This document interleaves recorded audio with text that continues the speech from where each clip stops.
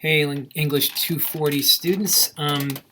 Today I'm going to be talking to you a little bit about important ideas and concepts related to Ralph Ellison as we get prepared to read at least the first few chapters of Invisible Man. I also wanted to note that I am continuing to try very hard to keep up with discussion boards and reading responses. I got through the first set of reading responses. All responses are available there. Make sure that you click beneath the reading response to see the comments that I gave you there.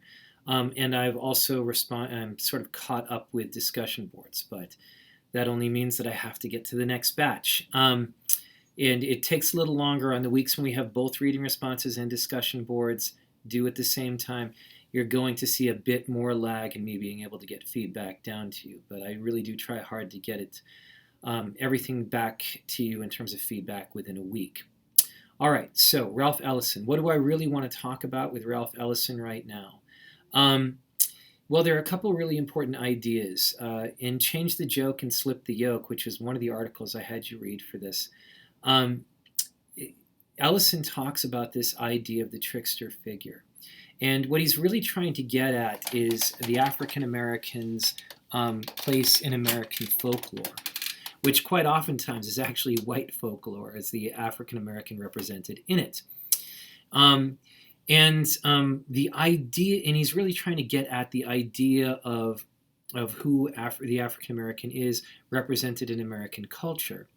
And he's playing off a cultural anthropologist who's studying folklore and talking about how in American literature the African American functions as a trickster figure, and Ellison has a real problem with this because from his point of view, the view of an African American as trickster, as this sort of duplicitous character who's always sort of playing like Reynard the Fox or Coyote, trying to sort of undermine the establishment and never presenting their true face, is actually a creation of white culture.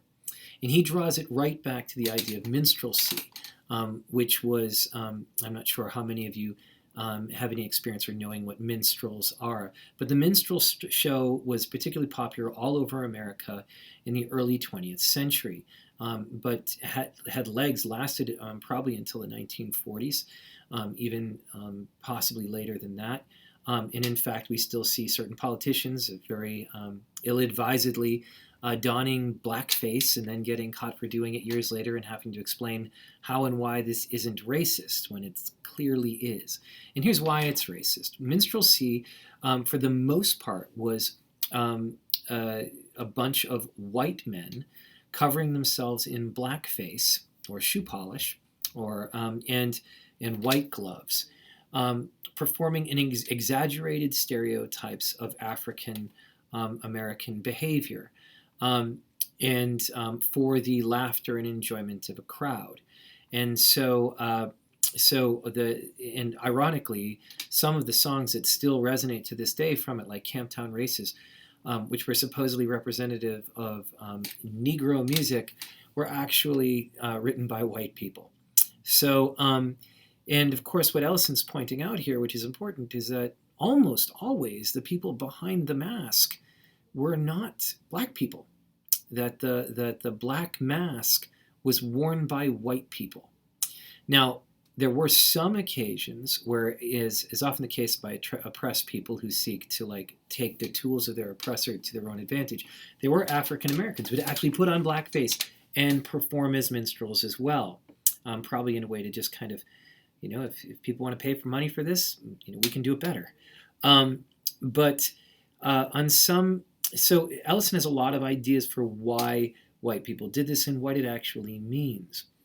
And one of the things that he seems to be suggesting in that article is that if for white people, it wasn't just a way to mock and to demean and degrade African Americans and to force them into the stereotype that they wanted them to be in. It certainly was that. If black people wouldn't act like black people, well, then we will act like black people acting like black people. And that's sort of part of what's going on. So it's very satisfying to see this stereotype realized, at least somewhere, since it didn't really exist in the real world. But also for white people, it gave them an opportunity to play at being black. Much in the way someone might cross-dress when sometimes when men dress up as women, and what they're not they're doing two things when they do that. They're acting as they're mocking women in female behavior, but they're also having an opportunity for a moment to escape masculinity and to experience vicariously what it might be like to wear a dress, to be sexually provocative in a way in accordance with a certain gender stereotype that's not their own. And if we're thinking about the roots of minstrelsy coming out of the South in the 19th century and the early 20th century, that's a pretty buttoned up period of time. And there's a lot of pressure to sort of model yourself and to obey the rules of civilization. No sex outside of marriage, maybe no sex at all. Covering yourself up from head to toe, even when you're going swimming. It was pretty restrictive time periods, especially with sexual mores, but also social mores generally. And the minstrel shows were a way to be able to embody the other while representing it in its most dangerous and taboo form. Often, minstrel shows also had political satire, which allowed white people to politically satirize each other without having to take ownership for us. So it is a kind of subversive act. What Ellison's pointing out is that it is a subversive act of the white person, that it undermines both black people and, weirdly, themselves. And so when we start talking about the African American as a trickster, we need to be careful. I think this also applies to Invisible Man, because you have a main character who is subversive, but his subversive nature, the mask that's been put upon him, is the mask that society has been put on. He's not invisible. He's seen that way because people can't see past his blackness. So, and that's what he's exploring. And he's exploring the power that invisibility gives him, as well as the ways in which it diminishes him. So as we look at Invisible Man, those are some of the issues and concerns I think I really want you thinking about. Hope this is helpful. And I hope it helps sort of help you to understand some of the deep psychological implications of a novel that really is one of the greatest, well, I was about to say greatest American novels of the 20th century, but pretty much one of the greatest American novels. Hope you enjoy reading the chapters that we have assigned, and I'm looking forward to seeing your responses to them. Have a great day.